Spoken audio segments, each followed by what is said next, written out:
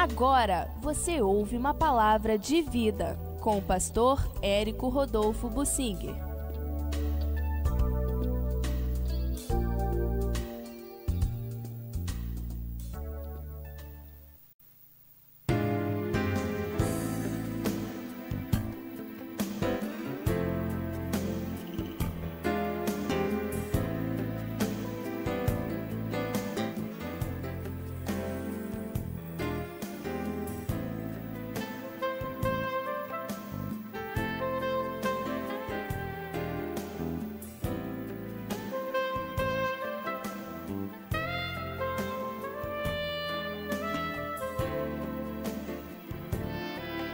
O fim do reinado do rei Zacarias em Israel mostra a apostasia reinante em Israel.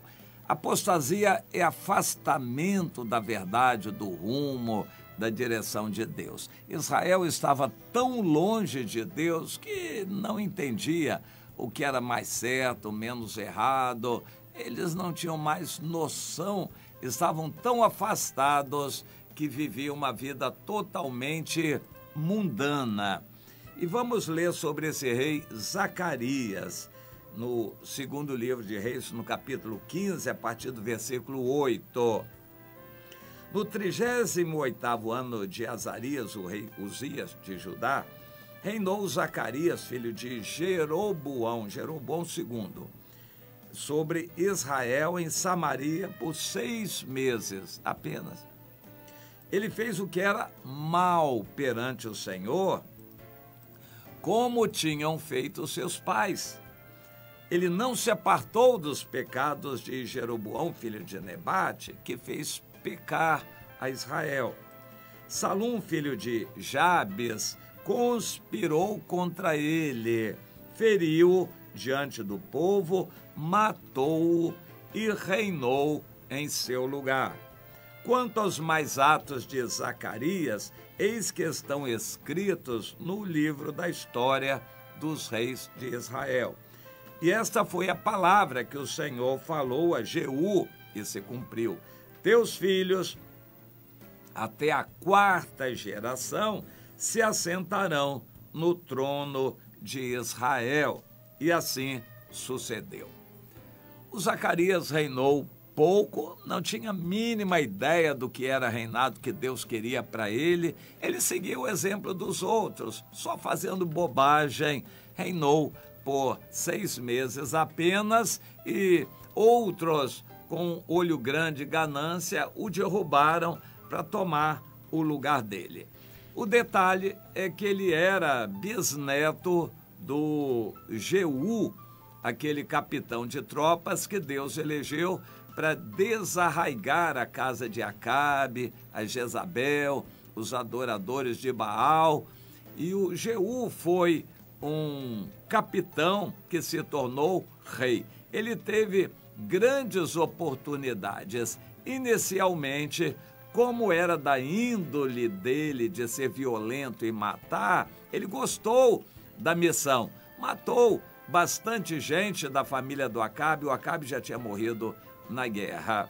Matou a Jezabel, matou mais pessoas, matou os adoradores de Baal. Ele gostou da missão de matar. Ele era dado à violência. Aquela parte da missão ele gostou. E até ele reconheceu o Jonadab, filho de Recabe, pela sua retidão de conduta, os recabitas. E isso foi bom, mas só até aí. No mais, tudo o que o Jeú fez foi contrário à vontade de Deus, de acordo com o que todo mundo fazia. E isso foi mal. Ele recebeu uma incumbência e porque ele cumpriu pelo menos uma parte dessa incumbência, ele, no cômputo geral, foi um mau governante.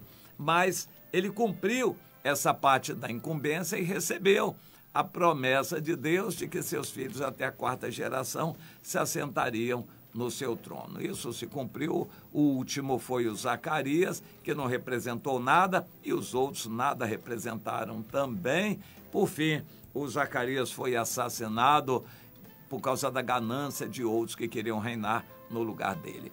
Mas essa história acontecia muito em Israel. Ganância, uns querendo dominar, matavam os outros e assim por diante.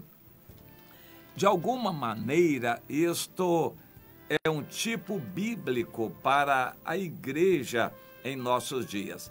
O povo evangélico está mal aos olhos de Deus, porque está numa apostasia muito grande. Uma grande maioria do povo evangélico já descambou para o neopentecostalismo, a doutrina da bênção, da prosperidade, aqui e agora. O negócio é buscar a bênção de Deus aqui e agora. Nada de preocupar com salvação eterna, santificação, oração, jejum, avivamento, nada disso. Eu quero é prosperidade, ganhar dinheiro, emprego, porta de salário maior, isso é que eu quero. Eu vou buscar a Deus por meu interesse. Inclusive, bandidos, gente de vida torta, mulheres de vida atrapalhada, na prostituição, e estão lá na igreja neopentecostal buscando a Deus porque querem a bênção. O evangelho se distorceu, apostatou, pelo menos para a maioria dos seguidores. Mas e os demais? Bem, os demais também estão enfraquecendo na fé, amedrontados com a pandemia e, claro, a situação vai piorar e as novas epidemias e pandemias também vão afastar essas pessoas da comunhão da igreja. Eles, se tudo corresse bem, eles seriam crentes normais de igreja, mas como as dificuldades são grandes, eles acabam se desigrejando, se afastando, se acomodando e ficando em casa. E perdem a comunhão com os outros irmãos. Mas não para por aí. Cada um, enquanto não faz a obra de Deus, faz o quê? O que lhe interessa. Ganhar dinheiro, ter prazer e comer bem, ter uma casa boa, trabalhar pela sua família, para seus filhos, materialmente falando. Isso é o que a maioria dos outros crentes também está fazendo.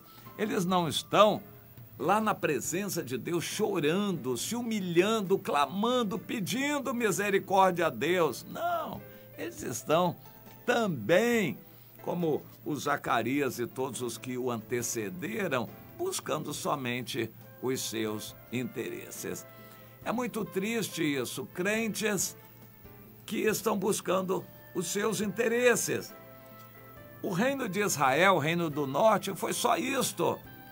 Eles não tinham nenhum zelo para com a palavra de Deus, nenhuma pureza sacerdotal, nenhum clamor a Deus por santidade, nada disto. A gente fica triste com o evangelho vigente em nossos dias, que caminha só nessa direção. E enquanto isso, pessoas vão pecando e gastando o seu tempo na televisão, na internet, no celular, com as coisas deste mundo, não cuidam de irmãos, não zelam pela comunhão com os irmãos, não estão cuidando de outros, nem fazendo discípulos, são crentes que se acomodam. Mas Jesus previu que a apostasia viria no fim dos tempos. Pessoas se acomodariam, se afastariam da comunhão, o amor se esfriaria de quase todos e a fé também iria esvaecer. Tudo isso está acontecendo. Então sobra o quê? Na época em que o Zacarias morreu, provavelmente o profeta Elias já tinha subido, provavelmente o Eliseu também já tinha morrido, as possibilidades de alguma coisa boa em Israel já estavam indo embora. Por fim, aqueles últimos reis se deram a brigas, um matando o outro e querendo tomar o lugar deles, e por fim o reino acabou. Deus mandou os assírios, que levaram embora, mataram a maior parte dos israelitas e levaram o restante para o cativeiro, onde eles morreram também. Ou seja, um povo que não serve para Deus, Deus acaba descartando esse povo. Isso acontece na época do Novo Testamento também. Quando o sal se torna insípido, o que Jesus diz que faz? É lançar fora, para ser pisado pelos homens. Crente que não faz a obra de Deus, serve para quê? Para ser pisado por Satanás no mundo, vai ser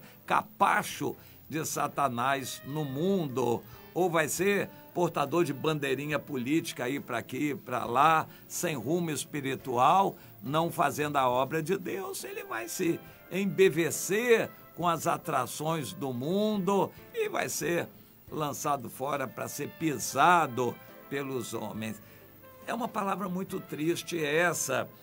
Eu orei a Deus, Senhor, mas é isso que o Senhor quer falar? E Deus confirmou, realmente é isto. O remanescente é muito pequeno.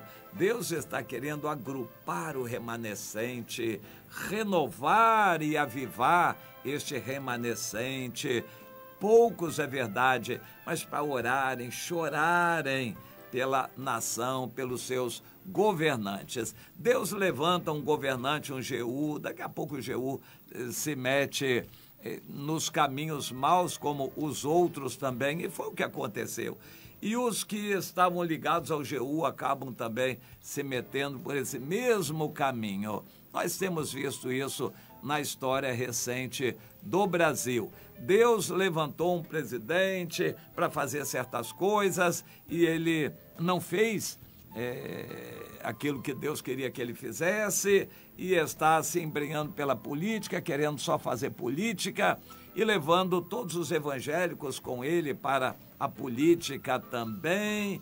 E ao invés de pensar em consertar o Brasil, ele só pensa na reeleição e está caminhando nessa direção. Ou seja, perdeu o rumo, se tornou aí um governante que não atende a Deus. Em breve nós vamos ver convulsões no país, situações difíceis aí acontecendo no país, governante destronando governante e a situação confusa que vai trazer insegurança para todo o país, muita morte, muito sangue derramado, desânimo para o remanescente do povo de Deus. Mas o Senhor nos chama, quando a situação piorar, ore mais, consagre a sua vida.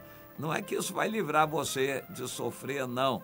É que é necessário alguém na brecha. Se houver alguém na brecha, ainda existe a possibilidade de Deus salvar a nação. Pois é, Deus quer alguém pelo menos na brecha, na presença dele. Você gasta muito tempo em oração a Deus, clamor, suplicando pelo presidente, pelas autoridades. Você faz isto? Comece a pensar, este é o propósito de Deus para conosco, o valor que Deus quer nos dar é de estarmos na presença dele, sendo intercessores a favor da nação. Isso, segundo o apóstolo Paulo, é prioritário. É a área mais importante em que a igreja deveria atuar, de joelhos, na presença de Deus, em intercessão pela nação e pela cidade ao seu redor. Você tem feito isto?